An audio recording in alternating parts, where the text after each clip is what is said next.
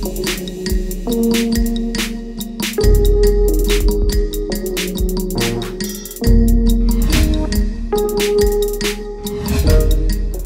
ini adalah tugas saya sehari-hari.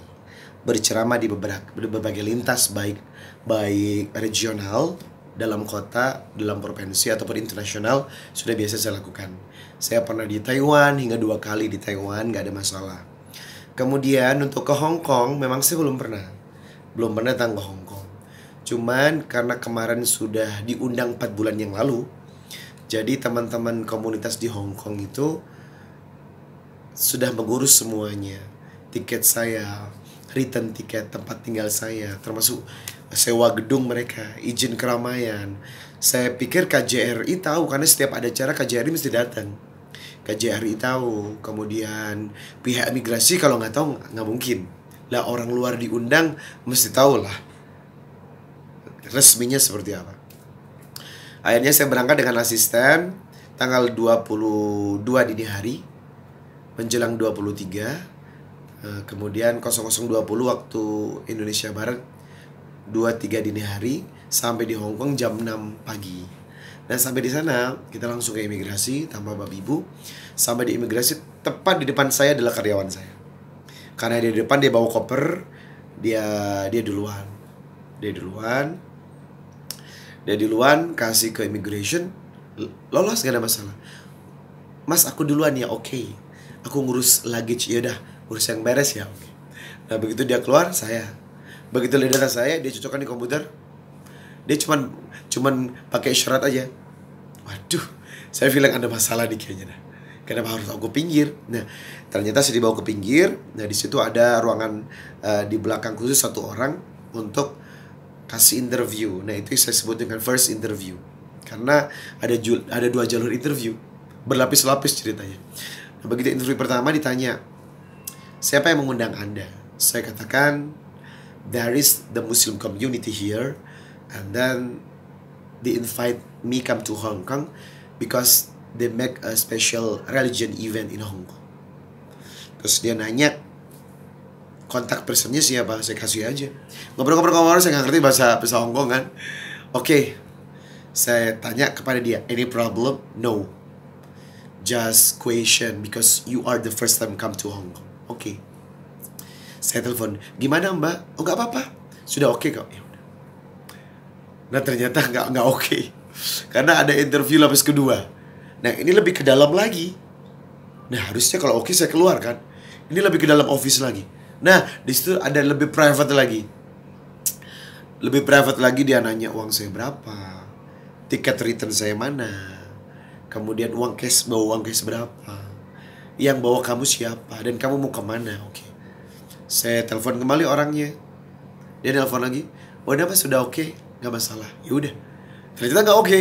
Nah, saya dibawa ke lebih ke dalam lagi, semacam ruang isolasi. Di situ cuma ada kursi, bangku kosong, meja, dan di kanan kirinya dilingkari dengan polisi lain, Hong Kong Immigration. Waduh, dompet saya dirampas, small bag saya diambil, ikat pinggang saya dibuka, masuk ruang detektor, masuk ruang isolasi itu. Lah, ini apa sih sebenarnya? Beberapa menit kemudian dia keluar dengan membawa 1 surat, namanya refusal notice. Saya baca refusal notice ini adalah surat penolakan. Waduh, kalau sudah ini dikeluarkan, you send here because you go back Indonesia now. Waduh, nggak bisa ceramah saya. Ya udah, saya tanda tangani. Nah, tapi uniknya saya nggak langsung dipulangkan. Ditahan dulu di situ, nggak ngerti. Dari jam 7 pagi saya masuk ruangan sampai jam 3 sore saya baru dipulangkan. Maksudnya apa?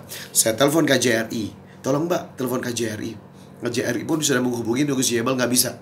Karena sudah dikenakan immigration reason, dan itu negara yang nggak suka. Loh, negara yang nggak suka?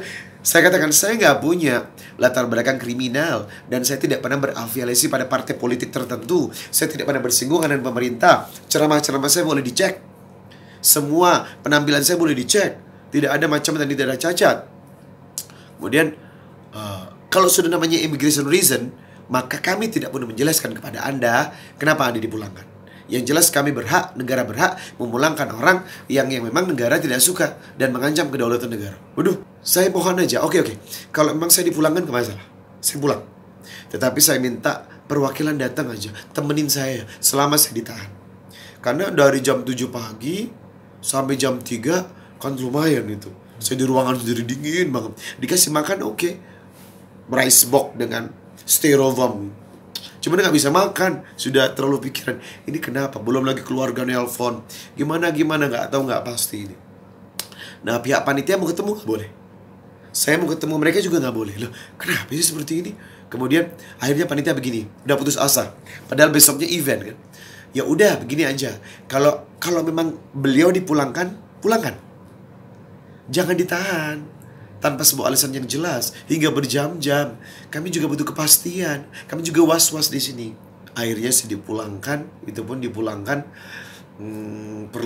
Perlakuannya kurang menurut saya kurang bagus lah. Mereka memasukkan mata-mata yang seolah-olah saya mengancam. Sampai di pesawat pun dokumen saya tak dikasih, diberikan kepada maskapai. Sampai di Indonesia pun dokumen itu langsung dilarikan ke imigrasi yang ada di bandara. Nah, saya baru terima dokumen di imigrasi bandara. Nah, saya tanya ke mereka, alasannya apa? Ada masalah di dokumen saya? Enggak. Aduh, panik banget mas. Sampai update Dia status. panik lah. Bayangkan kenapa nggak panik? Saya ninggalin dia dalam keadaan istri anak sakit. Yang kedua, ibu lagi stroke lumpuh. Jadi betul-betul ibu nggak boleh terima kabar-kabar seperti ini kan. Tapi hanya dengar juga nangis, kepalanya sakit kan. Aduh, takdir. Ketika sudah jam 3 ada keputusan pulang, seneng banget. Langsung nih aku ke bandara ya. Anak saya yang sakit pun dibopong ke bandara. Saking senengnya kan, ditaruh di belakang. Dia bikin mobilnya ada kasurnya di bawah deh. Lah kan sakit saya nggak apa-apa. Saya udah lega, ada kabar. Daripada tadi saya stres banget, nggak dapat kabar gimana. Asisten saya lolos, saya tidak. Kalau ini memang masalah visa, ternyata untuk turis nggak ada visa. Kalau saya kena, harusnya dia kena juga dong. Kan kita berbarengan. Dari Indonesia sama, tiket juga berdampingan. Dia tahu kok tiket saya bersebelahan dengan dia. Dan saya katakan dia asisten saya, kenapa dia lolos? Nah, itu tanda tanya misteri. Bisa jadi ada sesuatu yang berkaitan dengan informasi di Instagram. Gambar-gambar di Instagram saya yang mereka tidak suka, hingga mereka memerintahkan pencekalan untuk masuk ke Hong Kong.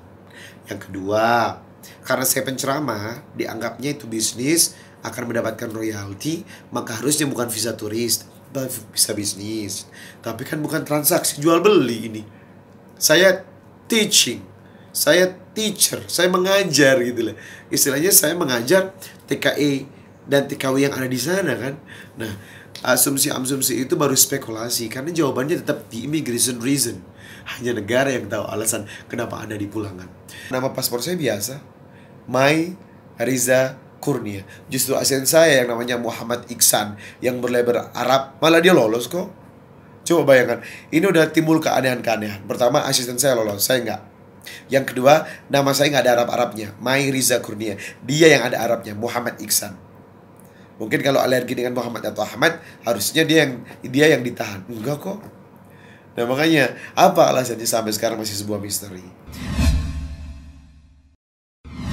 Kaget mas, karena saya seumur hidup ceramah tidak pernah dicekal dimanapun. Di daerah apalagi, di Indonesia saya nggak pernah dicekal. Lah sekali dicekal ini bukan di dalam negeri, di luar negeri lagi. Ya Allah, ini kenapa sih? Ya saya shock banget sih, pastinya shock. Karena saya udah confident banget gak bakalan terjadi apa-apa gitu lah. Gak bakalan terjadi semua mulus, tapi semua di luar ekspektasi saya. Pada saat saya down banget. Udah badan di situ tapi gak karuan, udah lemas banget. Udah gak punya energi. Di pemulangan saya sakit. Karena memang saya gak makan dan gak bisa makan. Sampai di pesawat saya baru makan malam hari. Sampai di sini batuk masuk angin semuanya. Makanya sampai sekarang masih trauma. Masih kejadian-kejadian kemarin itu masih ada di benak saya. Kok bisa ya. Nah, seandainya saya datang lagi, bisa diterima atau enggak? Nah, itu dia juga nggak tahu. Dan tidak ada garansi kalau aku bisa masuk ataupun tidak. Makanya besok kalau saya diundang lagi saya nggak mau, kecuali memang ada kejelasan the special document dari KJRI imigrasi yang mengizinkan dan membolehkan serta memberikan jaminan, baru berangkat. Kalau tidak, nggak mau. Dan sebelum saya sudah ada 4 penceramah dipulangkan. Di Kasusnya Hongkong sama, itu? di Hongkong. Istrinya masuk, anaknya masuk, asistennya masuk, dia pulang. Nah terakhir itu adalah Gus Miftah.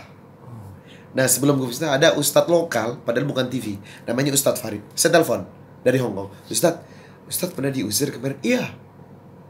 Alasannya nggak jelas. Istri saya lolos, anak saya lolos, asisten saya lolos. Ustadz nggak lolos. Lah sekarang coba bayangkan, kenapa sih specification sebagai native speaker atau penceramah semuanya kena? Abdul Somad juga sama, 3 asistennya lolos, dia nggak. Nah ini kan that is the big question. Ada pertanyaan besar, kenapa?